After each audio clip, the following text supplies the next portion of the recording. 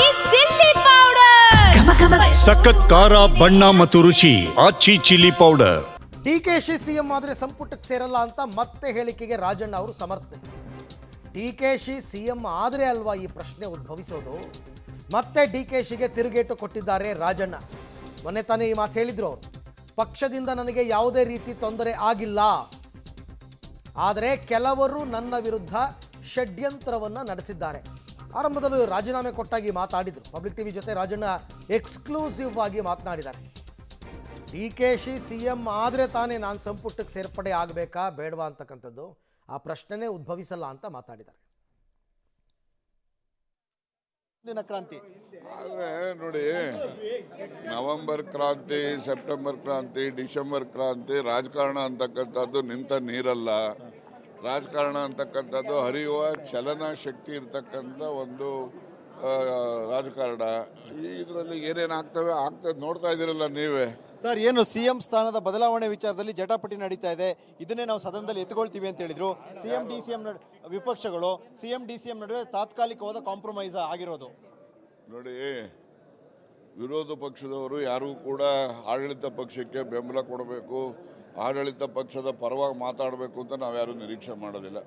ವಿರೋಧ ಪಕ್ಷದವರು ಅವರು ಜನರ ಸಮಸ್ಯೆಗಳನ್ನು ಎತ್ಕೊಂಡು ಸರ್ಕಾರಕ್ಕೆ ಅವರು ಗಮನಕ್ಕೆ ತಂದು ಅದನ್ನು ಬಗೆಹರಿಸ್ತಕ್ಕಂಥ ಕೆಲಸ ಮಾಡಬೇಕು. ಅವರು ಆ ಕೆಲಸ ಅವರು ಮಾಡಬೇಕೇ ಹೊರತು ರಾಜಕಾರಣ ಮಾಡೋದ್ರಿಂದ ಜನಗಳಿಗೇನು ಅನುಕೂಲ ಆಗಲ್ಲ. ಜನಗಳಿಗೆ ಅನುಕೂಲ ಆಗುವಂಥ ವಿಚಾರಗಳನ್ನು ಸರ್ಕಾರದ ಗಮನ ಈಗ ಇವತ್ತು ಪತ್ರಿಕೆಗಳಲ್ಲಿ ಮಾಧ್ಯಮದಲ್ಲೆಲ್ಲ ಬಂದಿದ್ದಾವೆ.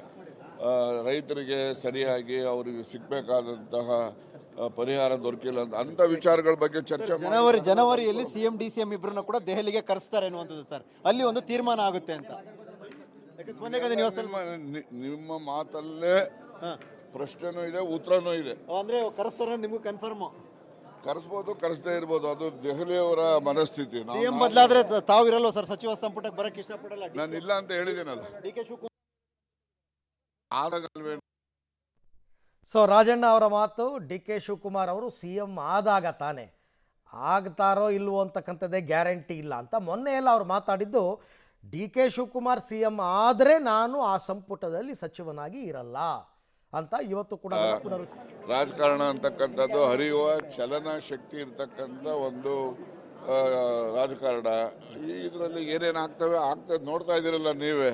ಸರ್, ಏನು ಸಿಎಂ ಸ್ಥಾನದ ಬದಲಾವಣೆ ವಿಚಾರದಲ್ಲಿ ಜಟಾಪಟಿ ನಡೀತಾ ಇದೆ, ಇದನ್ನೇ ನಾವು ಸದನದಲ್ಲಿ ಎತ್ಕೊಳ್ತೀವಿ ಅಂತ ಹೇಳಿದ್ರು. ಸಿಎಂ ಡಿಸಿಎಂ ವಿಪಕ್ಷಗಳು ಸಿಎಂ ಡಿಸಿಎಂ ನಡುವೆ ತಾತ್ಕಾಲಿಕವಾದ ಕಾಂಪ್ರಮೈಸ್ ಆಗಿರೋದು. ನೋಡಿ, ವಿರೋಧ ಪಕ್ಷದವರು ಯಾರೂ ಕೂಡ ಆಡಳಿತ ಪಕ್ಷಕ್ಕೆ ಬೆಂಬಲ ಕೊಡಬೇಕು, ಆಡಳಿತ ಪಕ್ಷದ ಪರವಾಗಿ ಮಾತಾಡಬೇಕು ಅಂತ ನಾವ್ಯಾರೂ ನಿರೀಕ್ಷೆ ಮಾಡೋದಿಲ್ಲ. ವಿರೋಧ ಪಕ್ಷದವರು ಅವರು ಜನರ ಸಮಸ್ಯೆಗಳನ್ನು ಎತ್ಕೊಂಡು ಸರ್ಕಾರಕ್ಕೆ ಅವರು ಗಮನಕ್ಕೆ ತಂದು ಅದನ್ನು ಬಗೆಹರಿಸ್ತಕ್ಕಂಥ ಕೆಲಸ ಮಾಡಬೇಕು. ಅವರು ಆ ಕೆಲಸ ಅವರು ಮಾಡಬೇಕೇ ಹೊರತು ರಾಜಕಾರಣ ಮಾಡೋದ್ರಿಂದ ಜನಗಳಿಗೇನು ಅನುಕೂಲ ಆಗಲ್ಲ. ಜನಗಳಿಗೆ ಅನುಕೂಲ ಆಗುವಂಥ ವಿಚಾರಗಳನ್ನು ಸರ್ಕಾರದ ಗಮನ ಈಗ ಇವತ್ತು ಪತ್ರಿಕೆಗಳಲ್ಲಿ ಮಾಧ್ಯಮದಲ್ಲೆಲ್ಲ ಬಂದಿದ್ದಾವೆ. ರೈತರಿಗೆ ಸರಿಯಾಗಿ ಅವರಿಗೆ ಸಿಗಬೇಕಾದಂತಹ ಪರಿಹಾರ ದೊರಕಿಲ್ಲ ಅಂಥ ವಿಚಾರಗಳ ಬಗ್ಗೆ ಚರ್ಚೆ ಜನವರಿಯಲ್ಲಿ ಸಿಎಂ ಡಿಸಿಎಂ ಇಬ್ಬರನ್ನ ಕೂಡ ದೆಹಲಿಗೆ ಕರೆಸ್ತಾರೆ ಅನ್ನುವಂಥದ್ದು ಸರ್. ಅಲ್ಲಿ ಒಂದು ತೀರ್ಮಾನ ಆಗುತ್ತೆ ಅಂತ ನಿಮ್ಮ ಮಾತಲ್ಲೇ ಪ್ರಶ್ನೆನೂ ಇದೆ, ಉತ್ತರನೂ ಇದೆ. ಅಂದ್ರೆ ಕರೆಸ್ತಾರೆ ನಿಮ್ಗೂ ಕನ್ಫರ್ಮ್? ಕರೆಸ್ಬೋದು, ಕರೆಸದೇ ಇರ್ಬೋದು, ಅದು ದೆಹಲಿಯವರ ಮನಸ್ಥಿತಿ. ಸಿಎಂ ಬದಲಾದ್ರೆ ತಾವು ಇರಲ್ವ ಸರ್ ಸಚಿವ ಸಂಪುಟಕ್ಕೆ ಬರಕ್ಕೆ ಇಷ್ಟಪಡಲ್ಲ? ನಾನು ಇಲ್ಲ ಅಂತ ಹೇಳಿದ್ದೀನಲ್ಲ. ಡಿ ಕೆ ಶಿವಕುಮಾರ್ ಆದ್ರೆ ನಿಮ್ಗೆ ಇಷ್ಟ ಇಲ್ಲ? ಆದಾಗಲ್ವೇನ್ರಿ ಅದು? ಆದಾಗ ಆಗ್ತಾರೆ ಅಂತ ನಿಮ್ಗೆ ನೀವೇನು ಅನ್ನಲ್ಲ?